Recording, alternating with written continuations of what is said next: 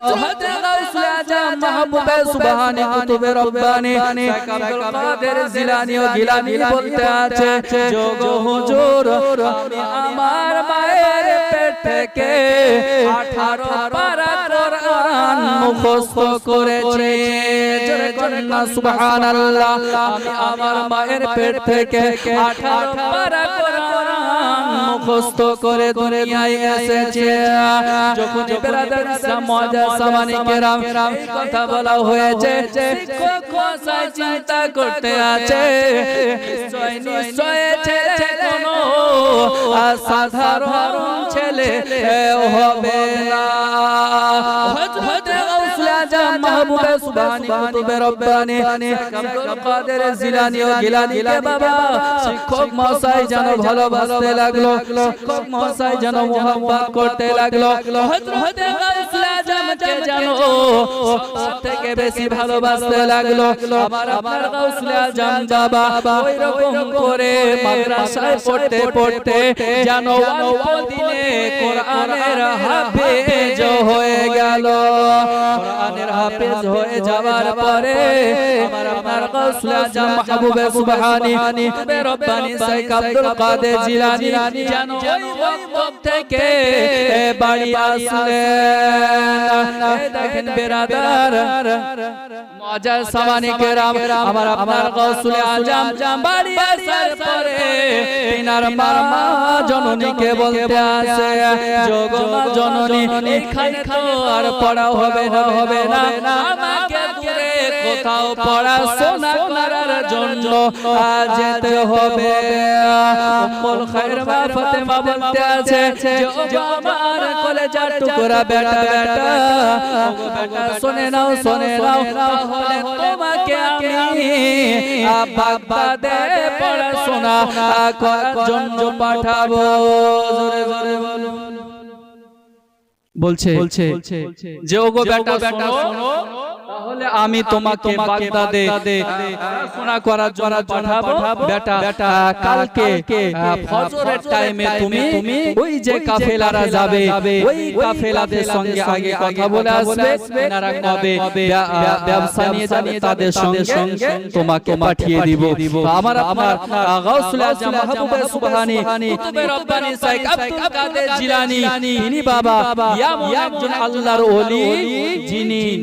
18 পারা মায়ের গর্ভ থেকে মুখস্থ করে এসেছে জোরে বলুন আচ্ছা আমাদের ঘরে ছেলে এরকম হবে না এরকম হবে মা জননী রাতের বেলায় সিরিয়াল দেখে ঘুমাচ্ছে গান শুনে ঘুমাচ্ছে তাহলে ও মা জননীর গর্ভ থেকে যদি সন্তান হয় তাহলে ওই সন্তানটা কি নেককার হবে না বদকার হবে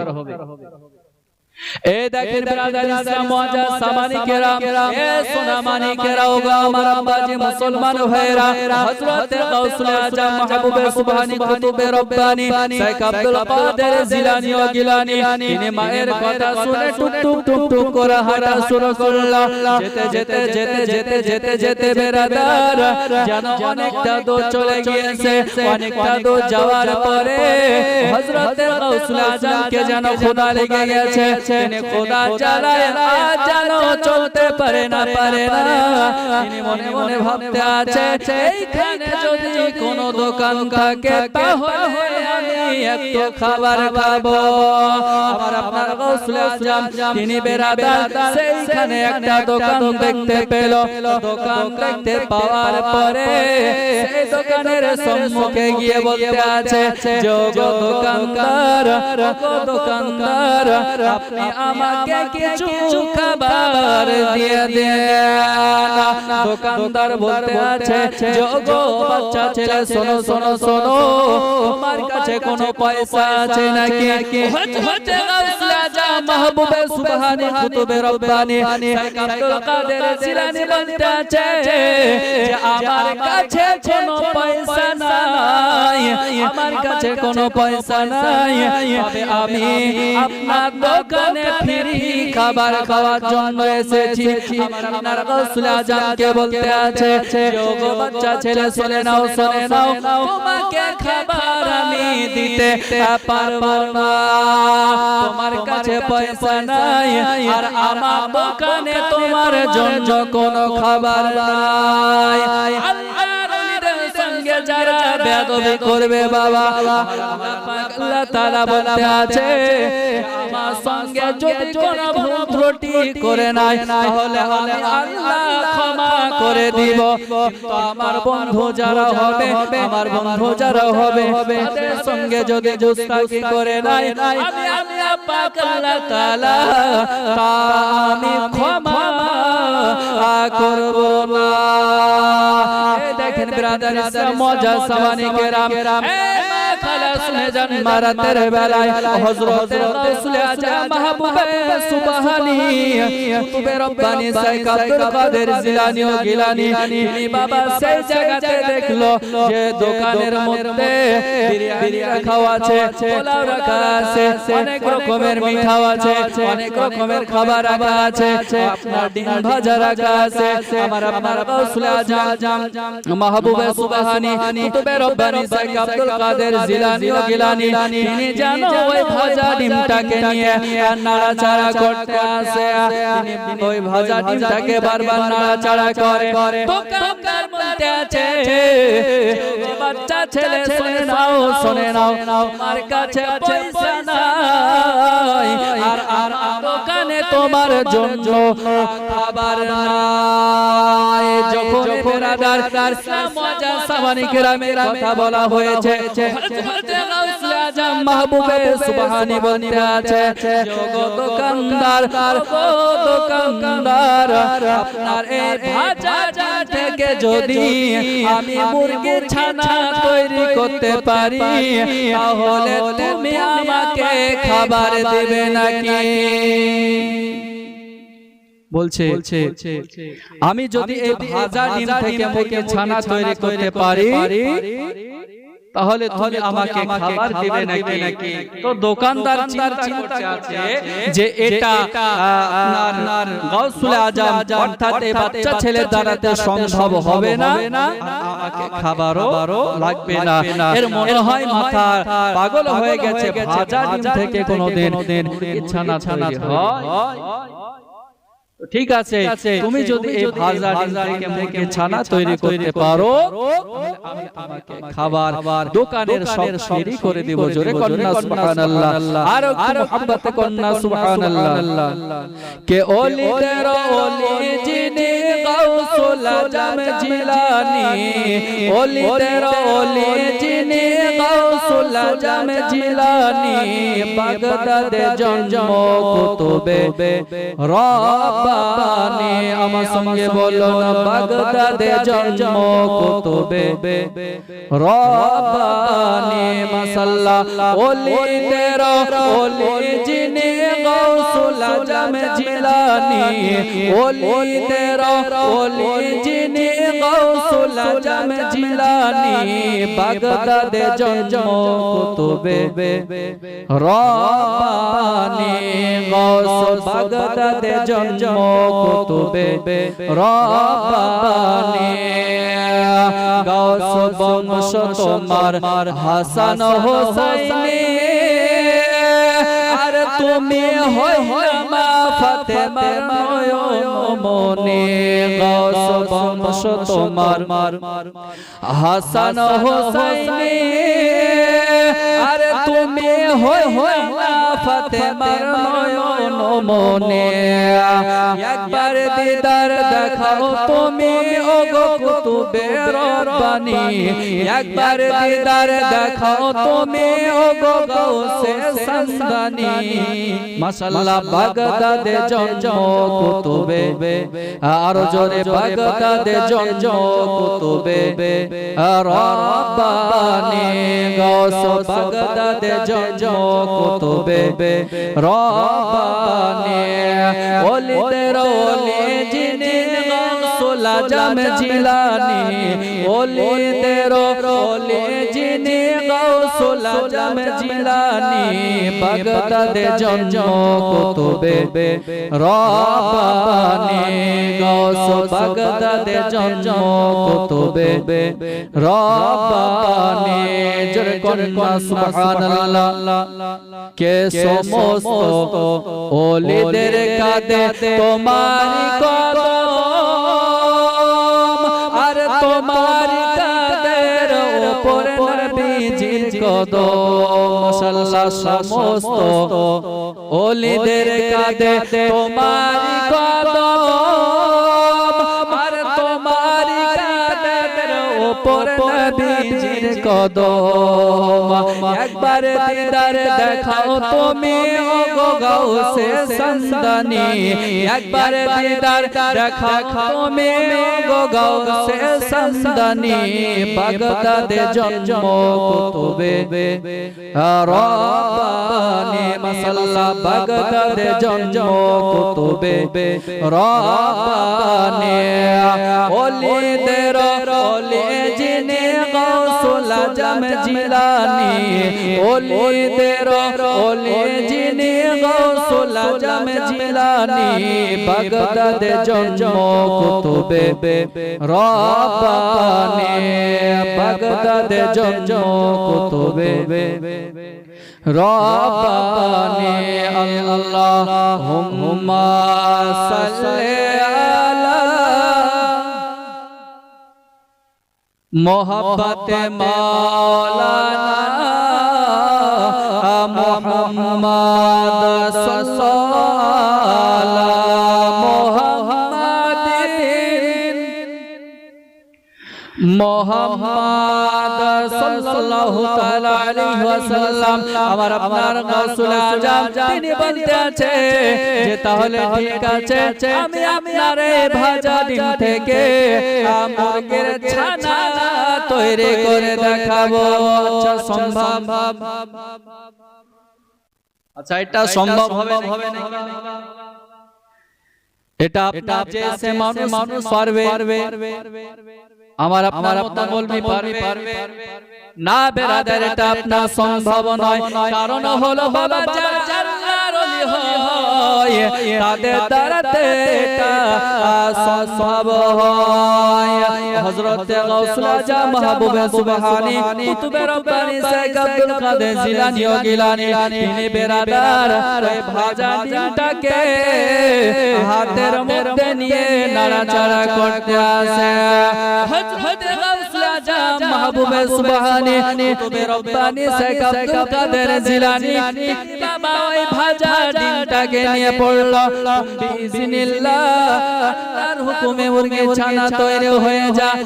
চোখ বেরাদার এই কথা বলা হয়েছে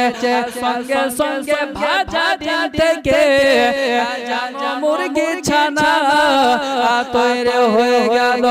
মোহাম্মতে কন্না সুবহানাল্লাহ এ সোনা মানিকেরাও আমার আম্মাজি মুসলমান ভাইরা হযরত গাউসুল আজম মাহবুবে সুবহানী কুতুবে রব্বানী শেখ আব্দুল কাদের জিলানী ও গিলানী সেই জায়গাতে ভাজা ডিম থেকে মুরগি ছানা তৈরি করলেন বয়স বাবা তখন 7 থেকে 8 বছর জোরে বলুন কত 7 থেকে 8 বছর বয়স আমার আপনার গাউসুল আজম মাহবুবে সুবহানী কুতুবে রব্বানী শেখ আব্দুল কাদের জিলানী ও গিলানী 8 বছর বয়সে বাবা ভাজা ডিম থেকে মুরগির ছানা তৈরি করে দেখালেন মুরগি ছানা তৈরি করার পরে এবার দোকানদার বলতে আছে যে ওগো বাবু তোমার নামটা কি বলো তোমার বাড়ি কোথায় তোমার বাজানের নামটা কি বলো হযরত গাউসুল আজম মাহবুবে সুবহানী বলতে আছে যে ওগো দোকানদার আমার নাম হলো আব্দুল কাদের জিলানী আমার আব্বাজানের নাম হলো আবু সালেহ মুসা জঙ্গি। জোরে কন্না সুবহানাল্লাহ। যুগ বেরাদার এই কথা বলা হয়েছে, বলার পরে আবার আপনার গাউসুল আজম মাহবুবে সুবহানির হাতে রেখে তো কাঙ্গার বলতে আছে যে আমি আজ থেকে কোনো আল্লাহর ওলি সঙ্গে বেয়াদবি করব না। জোরে বলুন না সুবহানাল্লাহ। সোনা মানিকেরা, ওগো আমার আব্বাজি মুসলমান ভাইরা, হযরত গাউসুল আজম মাহবুবে সুবহানি রব্বানি শাইখ আব্দুল কাদের জিলানী ও গিলানী, তিনি বাবা বাড়ি আপনারা আসলেন। বাড়ি আসার পরে তিনার মা জননীকে বলতে আছে, আম্মা জান কালকে সকাল বেলাতে